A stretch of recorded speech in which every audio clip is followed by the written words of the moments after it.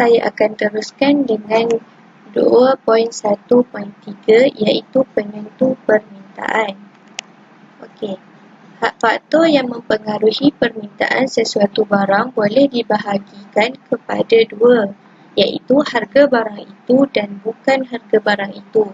Bagi bukan harga barang itu, terdapat 6 penentu permintaan, iaitu harga barang lain, citarasa, pendapatan, musim, jangkaan harga masa hadapan dan dasar kerajaan. Okay, saya akan menerangkan tentang harga barang itu. Okay, harga barang merupakan faktor utama yang mempengaruhi permintaan.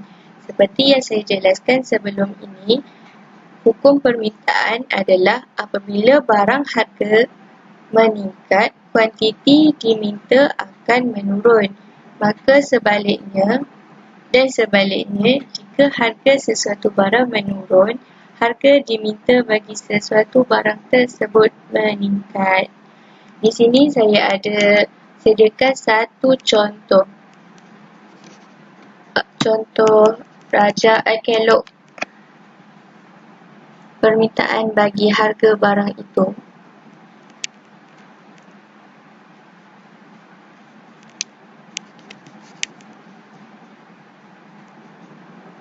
Okey. Di sini ada kelok penentu harga barang itu. Okey. Contoh ini adalah harga sayur. Okey. Apabila harga sayur meningkat dari P0, P ini adalah price, harga kosong, meningkat daripada P0 kepada P1, kuantiti diminta sayur menurun daripada Q0 ke Q1.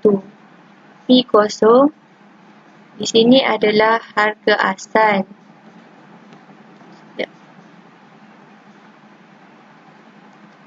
Okey, ini titik asal. Jadi apabila harga meningkat, kuantiti daripada Q0 akan menurun. Jadi sini adalah titik baru.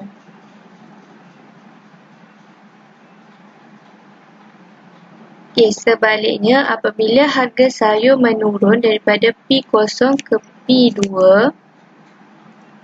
kuantiti diminta sayur meningkat daripada Q0 ke Q2. Hubungan antara harga dengan kuantiti adalah songsang. Perubahan harga barang itu menyebabkan pergerakan berlaku di sepanjang kelok permintaan yang sama. Okey, sekarang saya akan teruskan dengan bukan harga barang itu.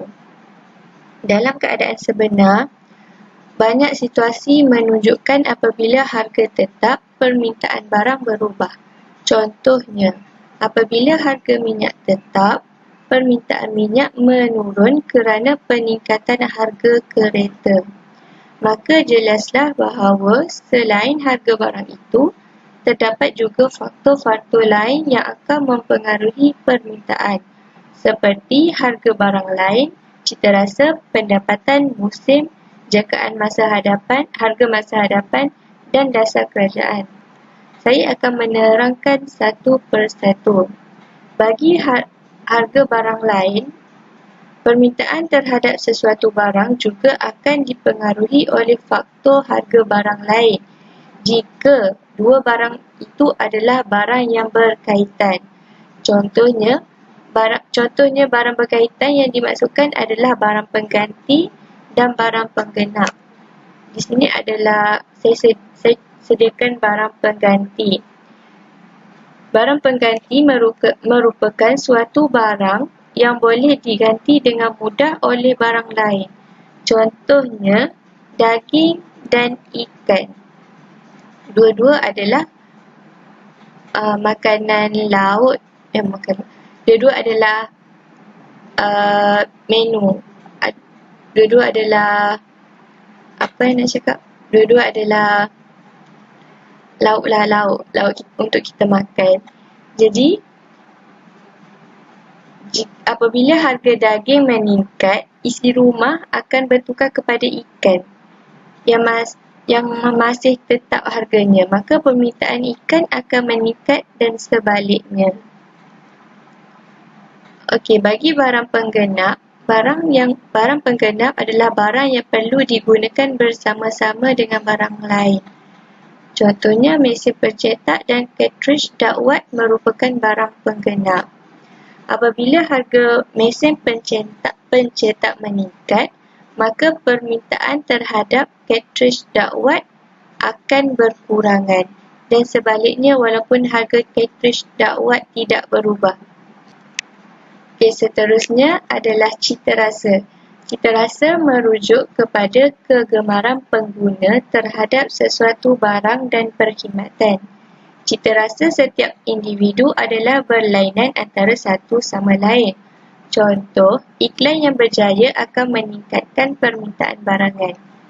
Iklan tahun melawat Malaysia di negara asing boleh meningkatkan permintaan terhadap pakej pelancongan di Malaysia. Yang seterusnya adalah pendapatan.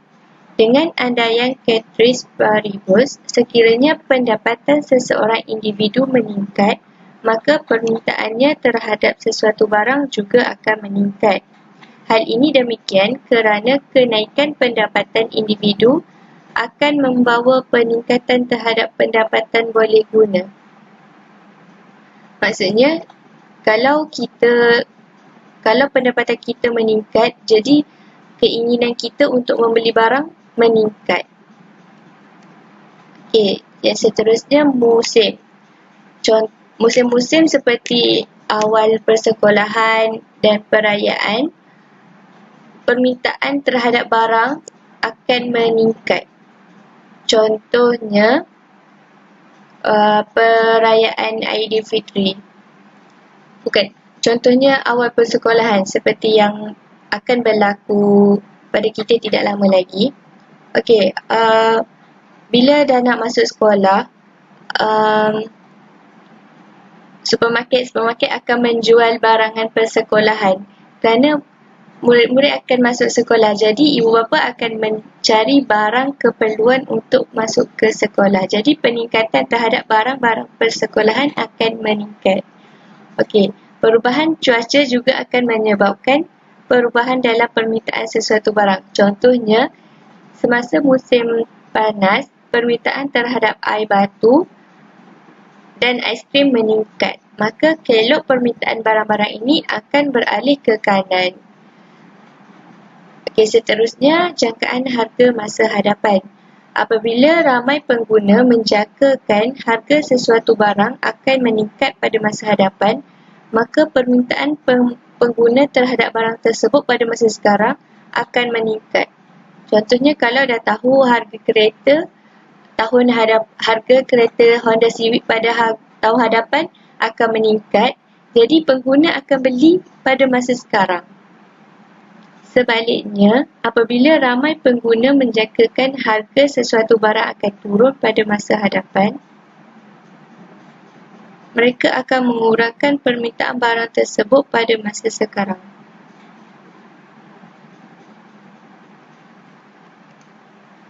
Okey, yang terakhir ialah dasar kerajaan. Kerajaan boleh menjalankan pelbagai dasar seperti cukai pendapatan individu, bantuan kerajaan kepada isi rumah atau penguatkuasaan undang-undang untuk menjaga industri tempatan. Apabila kerajaan meningkatkan kadar cukai pendapatan individu, maka pendapatan boleh guna individu akan menurun. Kemampuan mereka untuk membeli barang ekonomi akan menurun. Oleh itu, permintaan terhadap barang ekonomi akan menurun dan kelok permintaan terhadap barangan tersebut akan beralih ke kiri. Okey, itu saja untuk pembelajaran kita pada hari ini. Sekian, terima kasih.